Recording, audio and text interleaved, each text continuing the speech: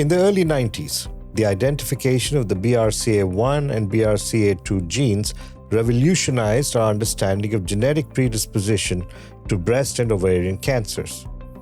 Although we had long known that all cancers are associated with genetic changes, these discoveries introduced a new concept: being born with a genetic change that increases the risk of cancer, which opens the door to prevention and early detection.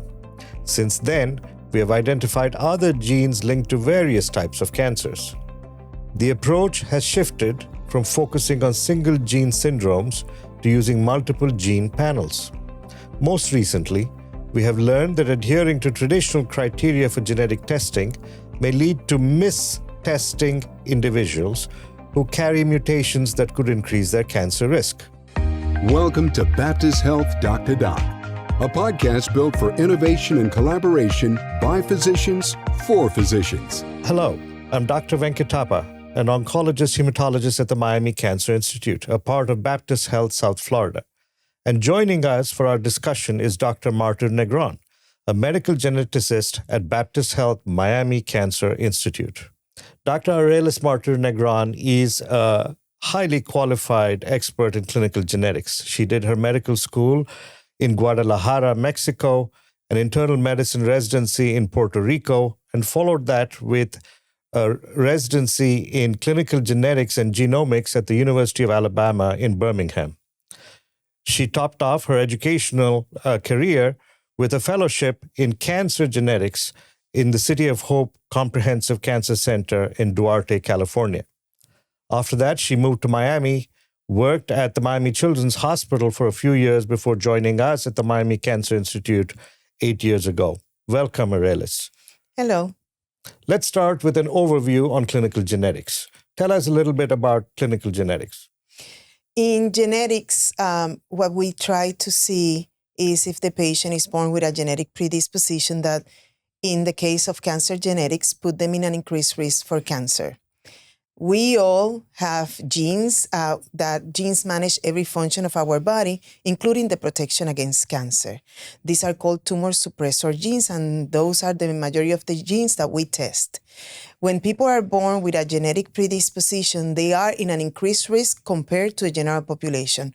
Understand that we all have a risk of developing breast cancer, but people that are born with a genetic predisposition are in an increased risk compared to the general population.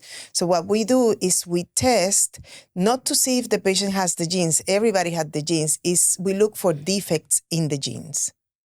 Excellent. That's such a simple but very effective way of explaining what clinical genetics is all about. So explain to our audience the difference between germline and somatic mutations. Germline are changes that we're born with. So the germline are changes that are in the majority of our body, in our body cells. There's some nuances, but I'm going to keep it simple, and that can be passed down. Somatics is a change in a cell that, in the case of cancer, begins to grow and not stop because all the processes that are supposed to be in place for some reason are not working. What could be the reason? It could be environmental factors, or maybe something that we're doing that is increasing the risk, or maybe, and I said that to patients when I see them, there could be a gene that we're yet to identify. Excellent. So am I correct in saying that germline mutations can be passed on to children and can exist in the larger family among siblings, whereas somatic mutations are unique to the individual and cannot be passed on to other people in the family? Correct. A germline mutation was passed down to the individual in the majority of cases, although there's changes that begins in the individual, but then they're passed down to other generations. Excellent. Thank you. So tell me a little bit about the genes and the syndromes that have been identified in the recent years. As you discussed, the BRCA1 and BRCA2 basically created my specialty, cancer genetics. These two genes are high penetrance genes, meaning that if you carry a mutation, your risk for cancer is highly elevated. But then recently we have noticed moderately increased risk, low penetrance risk, meaning they're associated with breast cancer, but the risk is lower. But it still is important. So when I see a patient with one of these genes, I said, this mutation contributed to your cancer. It's likely not to be the only cause because the risk is not as high, but it definitely contributed. So this has been very important because we started with 2 genes and now we have 13 genes associated with breast cancer, but these are not the only genes. We know about genetic predisposition for colon, uterine, ovarian, hematological conditions, pancreatic cancer. So that's why we have the multi-cancer panel. Excellent. Thank you. So at the Baptist Health Miami Cancer Institute in Miami, we are now offering universal germline testing. Can you expand on that offering? And what should the South Florida community know about this? Yes. In the last few years, we have noticed that we are missing individuals who carry mutation. If we follow the guidelines, it's usually the NCCN guidelines, National Comprehensive Cancer Network guidelines, we will miss many individuals.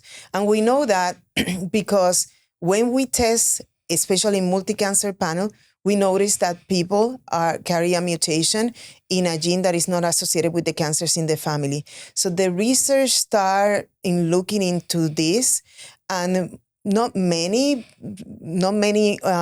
hospitals are doing this.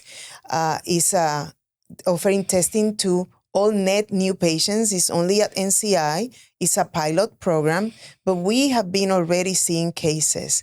I have seen multiple patients that had test positive for and had not met criteria for genes that will change medical management. And that is not only important for them, but it's also important for the family. You know, I looked at the data on universal genetic testing and how you and your team have improved the testing opportunities for patients at Miami Cancer Institute. A year ago, we had about 1,400 people who accepted genetic testing. And I see that in the 3 months of the pilot that you and your team have started, the uptake has increased by 30% already. So congratulations to you and your team.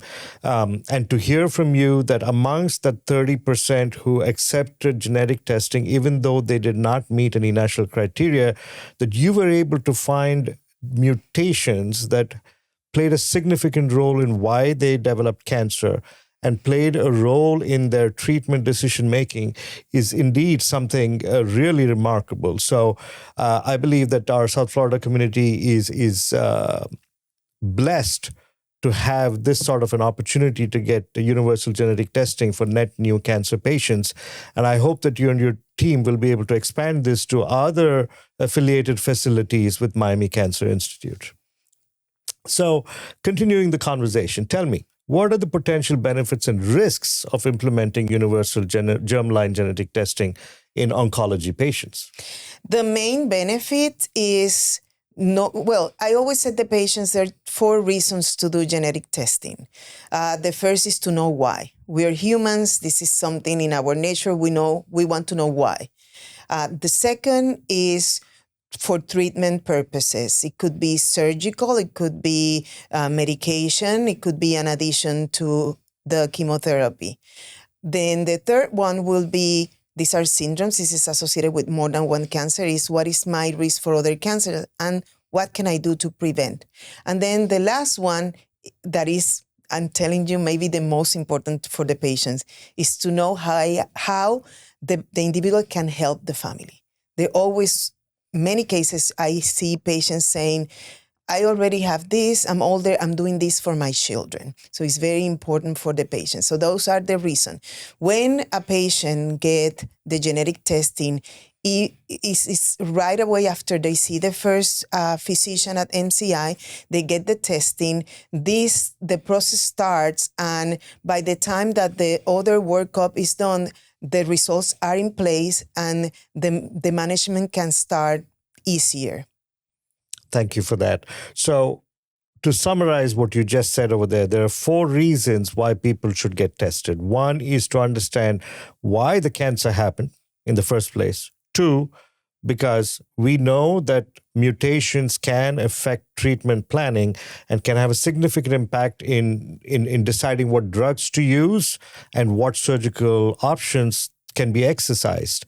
And number 3 is to check and see if there are mutations, because we now have multi-gene panels that can increase risk for other cancers. So this can be preventive in nature. And 4th, like you said, most important, you can then relay that information to your family and educate them and help them take preventive measures ahead of time.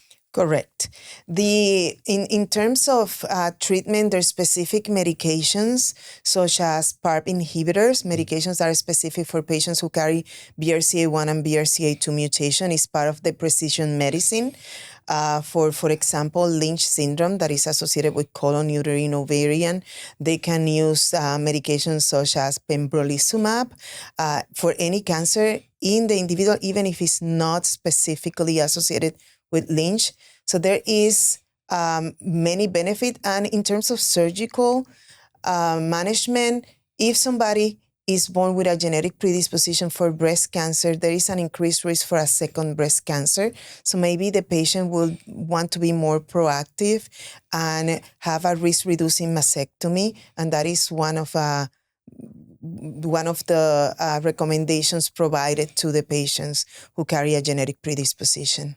You know, as a breast medical oncologist who's been practicing for over 20 years now, I have seen in my lifetime how our treatment of breast cancer has evolved from being focused on the site of origin to now being agnostic to the site of origin. Because of the benefit that we get from these multi-gene panels, we can, as you mentioned very clearly, in cases of Lynch syndrome or in cases of BRCA1 or 2, there are so many drugs that we can use now, like PARP inhibitors, like olaparib, or Lynch syndrome, the immunotherapy options that are now open to patients who have a molecular abnormality, irrespective of where the disease started from. This has made a significant change in how we treat our patients. And I believe with the advent of artificial intelligence technology, we will see a rapid improvement in our ability to continue to do so. Tell me, what role can general physicians play in identifying patients who might benefit from broader genetic testing, even if they don't meet traditional criteria? Well, it is possible that many physicians in our audience have patients that has asked about it, because people are aware of it because of the news. Angelina Jolie had an effect, and many people are aware of the BRCA1 and BRCA2 gene, commonly known as BRCA1 and 2. They are maybe not know that there are other genes, but they will go to the physician and ask for the test. The being proactive is a reason to maybe refer to genetics.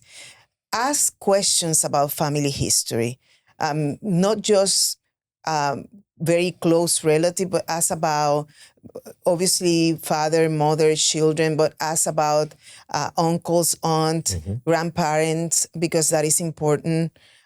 Also, the ethnicity, individuals with Ashkenazi Jewish descent and individuals of Bahamian ancestry, they are in an increased risk for certain mutations. Look at the family history, the way that the guidelines are written, the age is taken into consideration, but maybe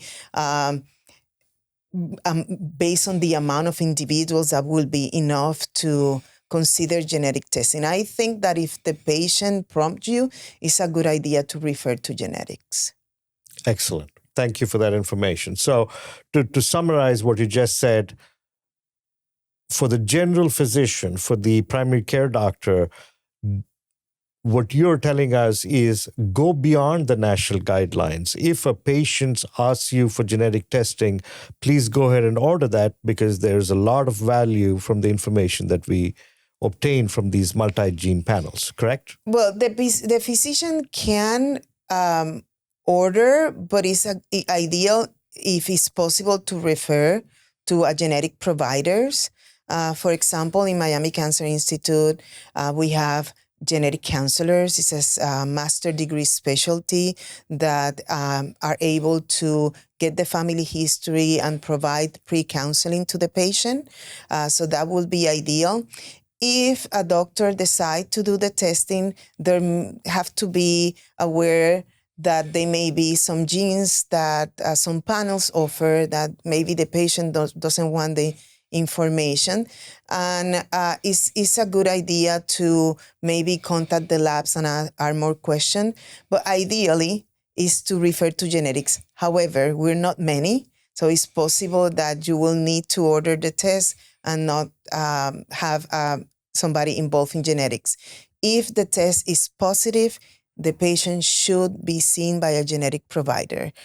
There are many nuances. And for example, in genetics, we have 3 possible results. Positive, meaning that there is a genetic predisposition. Negative means that there was no defect found. However, there's still some recommendations based on family history. For example, if somebody have a negative result, but they have a first-degree relative with colon cancer, then this patient needs to be followed as a high-risk colon cancer patient and needs to have colonoscopy more frequently. That is one example. And then we have a third result, a variant of uncertain significance. And that is to have a change in the gene that we don't know for sure if it's caused problems or not. Statistically speaking, the majority of these changes are benign changes. So we don't do any changes in management. And this can be very difficult to discuss with the patient.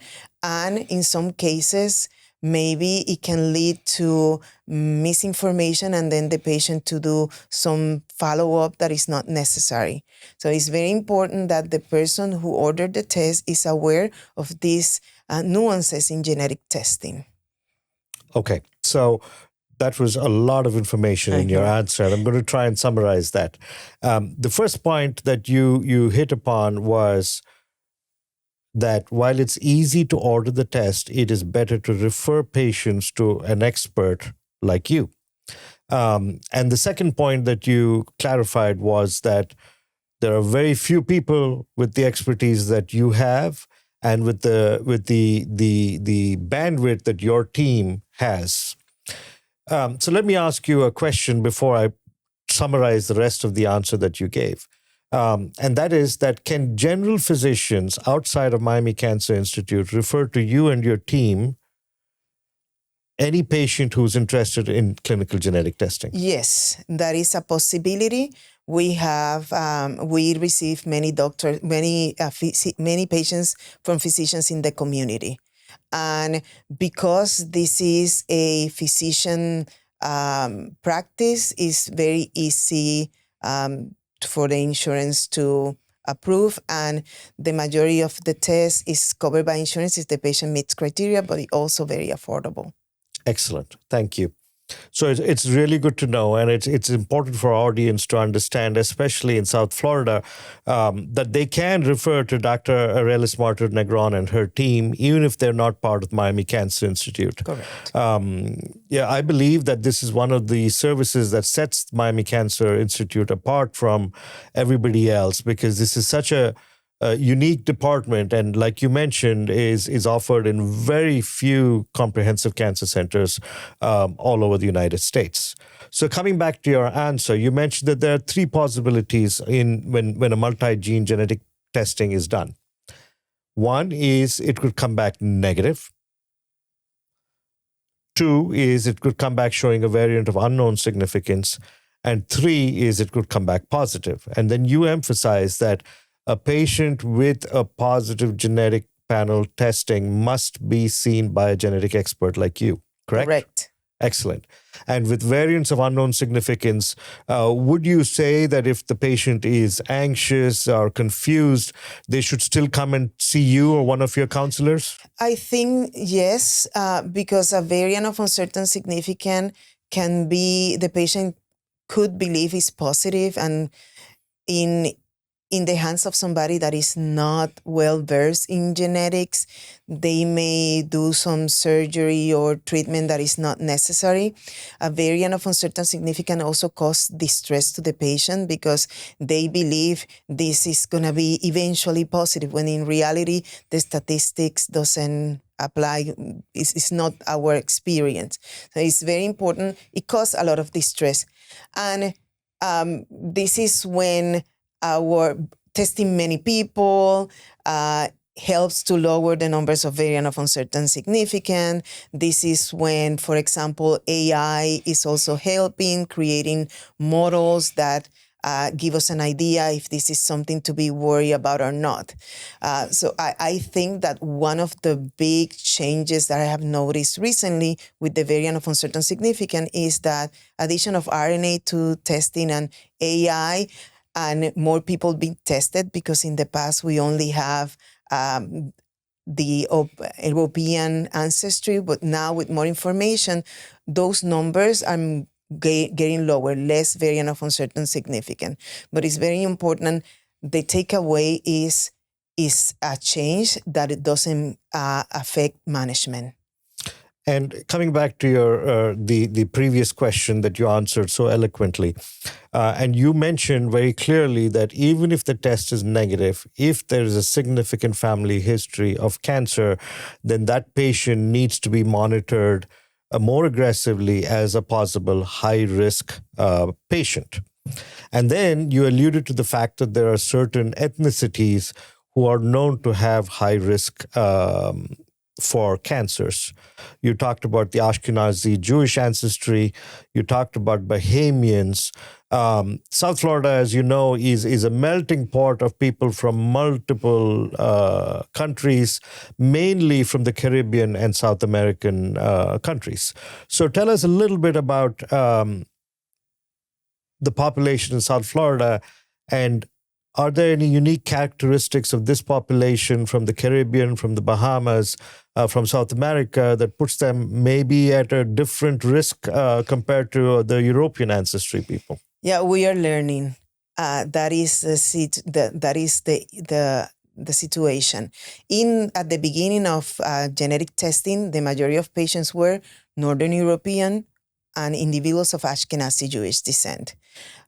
This is what we know of the increased risk for mutations in the Ashkenazi Jewish population. That is one. I mentioned the BRCA1, BRCA2. There is a mutation in the APC that is a very mild mutation compared to the general population. In terms of the Bahamian, is because there is some BRCA mutations that we have learned. From our Hispanic population, we're still learning. In Latin American, sadly, genetic testing is not offered as often as here, and there is a need for more testing in individuals of Hispanic ancestry. And this is why, for example, when we do universal testing, it's just add to the information that we need to better know what is the actual risk. For now, the recommendation is the same as the general population. There are some founder mutations, meaning mutations that we see common in certain populations that we have noticed, but we need to learn more about that. Excellent. Thank you. So from what I hear you saying, that the more the people get tested, the more data that is available, and that will lead to a reduced number of variants of unknown significance that will lead to more valid information. And you believe that AI is going to make a huge difference. Is that correct? How are we improving our ability to interpret these test results? Yes. There is something called genome-wide association, in that you get many changes that are common in the population and you get it together. So AI, because it manages large amount of information, and together with testing more people, we're going to gather more information to fill those gaps in information. By having this extra information, not only we're going to learn about our risk of cancer genetics, but other conditions such as diabetes, hypertension, high cholesterol. So these that they don't have a single mutation, but they may be more people that are in an increased risk for having these issues compared to the general population. So it's just testing more people is just enrich the data. And again, because it's a large data, AI is helping already. Excellent. Thank you. So before we conclude, tell me a little more about the impact of genetic testing in the treatment of patients. Yes. For example, let's take an example of a patient that come with breast cancer to the Miami Cancer Institute. When they get tested, if they test positive for a BRCA mutation, then the surgeon is going to discuss the probability, the option of removing the other breast prophylactically. Why? Because the risk of a second cancer could be up to 40%. So then the patient can do that, and then is followed with clinical examination only. If the patient, for example, is triple positive, then we know that maybe the addition of platinum to the chemotherapy is helpful. So it's another way that we're helping the patient.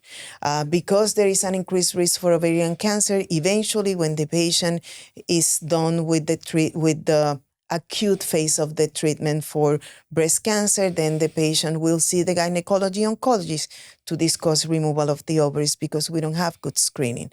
So it can help in many phases of the process of the treatment.